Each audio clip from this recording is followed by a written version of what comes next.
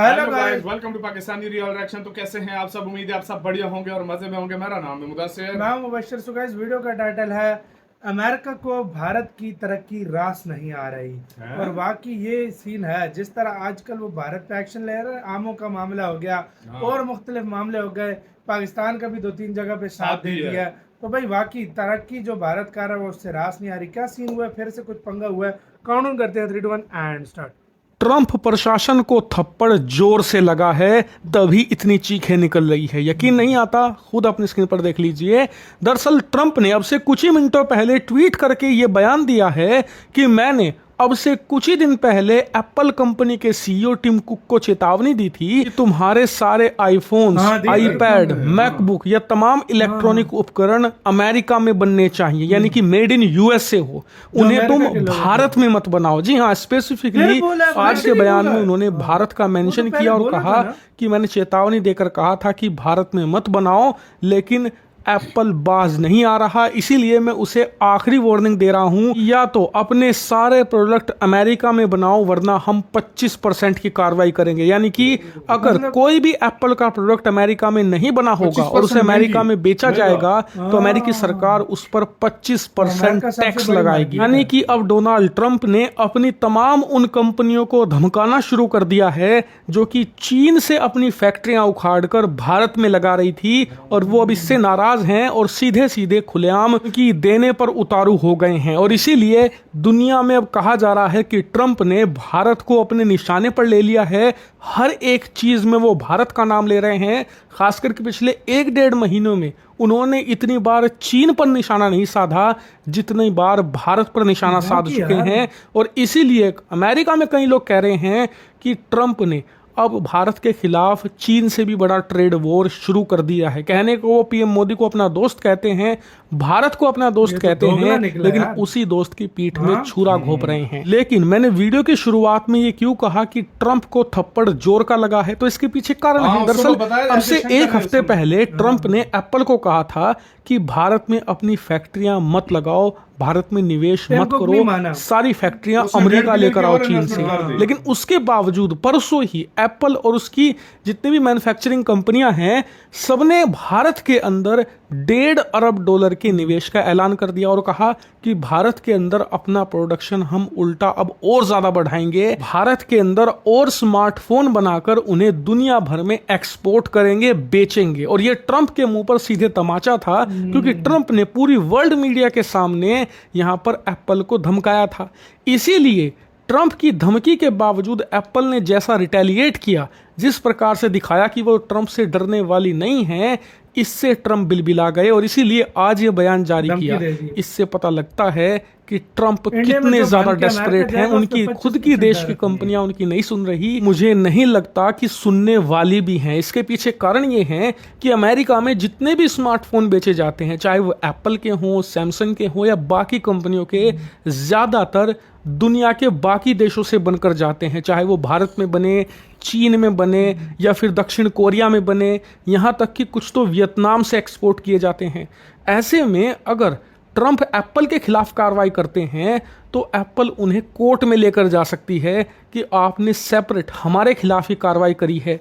ऐसे में ट्रंप को फिर तमाम बाकी कंपनियों पर भी यहाँ पर 25% की कार्रवाई करनी पड़ेगी। और जब सब पर टैरिफ लग जाएगा तो एप्पल के जो कंपटीटर हैं, सैमसंग है या बाकी हैं, सबके स्मार्टफोन के दाम 25% बढ़ जाएंगे, जिससे कि कंपटीशन में एप्पल मार नहीं खाएगा, मार खाएंगे अमेरिकन कंज्यूमर। इसीलिए आप देखिए कि ट्रंप ने जो बयान दिया उसमें ये तो कह दिया कि 25% की कार्रवाई करेंगे, लेकिन तारीख नहीं बताई या फिर अल्टीमेटम नहीं दिया।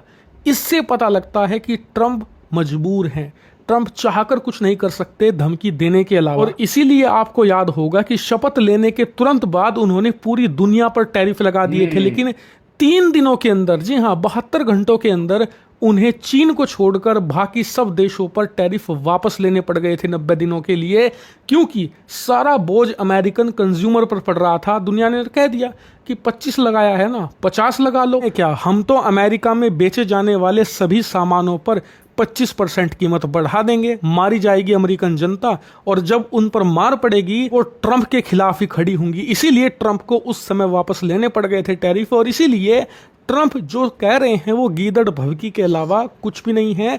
अगर वो कार्रवाई करते भी हैं तो इससे भी भारत को कोई असर नहीं पड़ने वाला। एप्पल भी ये जानती है, इसीलिए लगातार वो भारत में निवेश करती ही जा रही है। मैं आप लोगों से भी एक खास बात कहता हूं, आपको लग रहा होगा कि पिछले कुछ महीनों में दुनिया हमारे खिलाफ खड़ी हो गई है।